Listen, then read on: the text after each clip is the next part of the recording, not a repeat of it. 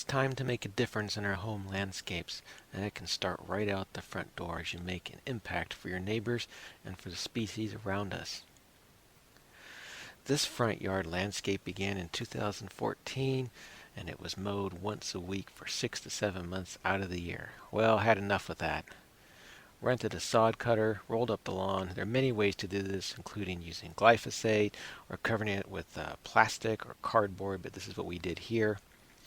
Here's the garden, what it looks like after having the sod removed, a nice clean bed to work with. The lawn path remained up the middle. After planting plugs in 2-inch pots, left a lot of the tags in there so I knew what went where, did a thin, small 1-inch layer of mulch. Here's, I think, the second or third year, probably the second year, the plants are beginning to mature, coming up through the mulch. The mulch is degrading, which will give us space for plants to reseed, sow themselves nicely. Here's fall of that year. You can start to see the fall color that's going to come about for the plants in the years ahead. I would suggest not using so much mulch in your gardens. More plants, more plants, more plants. Put them on 10 to 12-inch centers, even 6-inch centers. Jam those plants in there.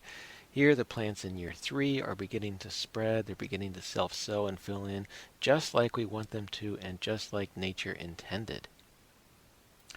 Here we are in fall, about I think the 4th year. The plants are really filling in, self-sowing. The grasses are forming the matrix, being the living green mulch.